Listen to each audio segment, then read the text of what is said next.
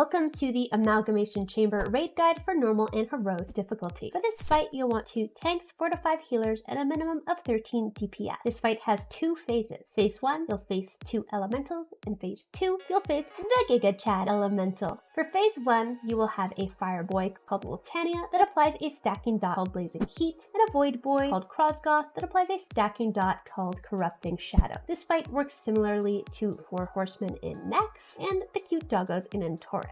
In order to tackle this, you'll want to tank the bosses 30 yards apart and spread your raid into 2 groups, 1 for each boss. Players will have to watch their stacks and swap to the next boss if their stacks get too high. Additionally, if you are hit by a mechanic either from Void Boy or from Fire Boy, you'll get an extra dot from the corresponding boss. Tanks will likely need to swap more often or use immunities such as Bubble, AMS, or Magic Bob to clear their stacks, as they also have to deal with tank mechanics, Flame Slash from Fire Boy and Shadow Spike from Void Boy. Now let's take a look at Fire Boy's ability. Woltania will spawn something called Swirling Flames, which is basically just giant fire tornadoes that get shot out towards a random player. This is probably one of the coolest looking abilities, but also very, very deadly. So melee, be super aware of this, as the tornadoes can easily kill you. And make sure you shout out to Void Side to say, "Hey, Woltania will also spawn a fiery meteor that needs to be soaked, or it can be immune. Lastly, he will also spawn small swirlies called Molten Eruption. These also need to be soaked, and if you miss them, they will hit the raid very, very hard. Now, let's take a look at Void Boy.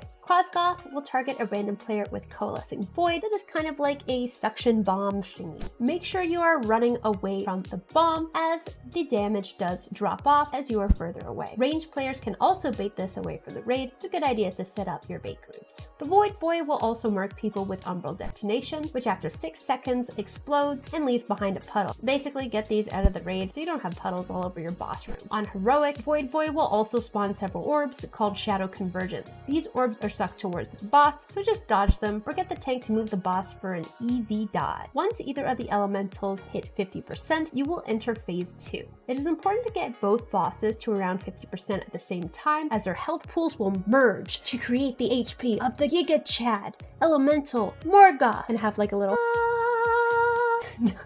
joking. Just like phase 1, you'll now have a new stacking dot called Shadow Flame. As there is no way to reset this dot, it is a good idea to save Lust and just burn the boss from here. All of Molgoth's abilities are a combination of your phase 1 mechanics. Instead of Umbral Detonation and Swirling Flame, we now have Blistering Twilight. Players will be marked, and after 6 seconds, they will explode, leaving behind a puddle that also shoots out fire tornadoes. So make sure you drop the debuff away from the raid and avoid the tornadoes that spawn. Instead of Fiery Meteor and Coalescing Void, we now have Gloom Configuration. This large swirly on the ground needs to be soaked or immune, but then after, you need to run away from the Coalescing Void that it leaves behind. It is important to save movement abilities such as Stampeding Roar or use Warlock Gate. Instead of Molten Eruption and Shadow Convergence, we now have Convergent Eruption. Small swirlies will need to be soaked. If you miss one, it will cause massive damage to the raid. The only new part is that now orbs will be coming out of these soaked swirlies, so soak and then dodge. Finally, tanks will also have to deal with a frontal called Shadow Flame Burst. They'll need to face the boss away from the raid and taunt swap on a new debuff called Crushing Vulnerability. This debuff causes tanks to take 200% more damage from the next frontal. So don't have the debuff and take the frontal at the same time. That is a no-go. Now, let's quickly go over phase 1 again. Make sure you don't get high stacks of the dot. On Fire side,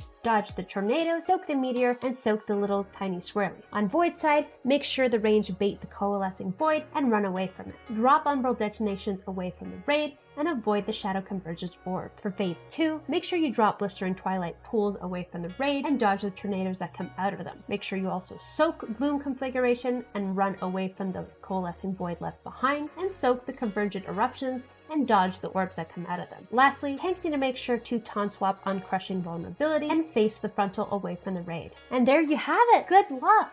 And let me know if this guide helped in any way. I believe in you!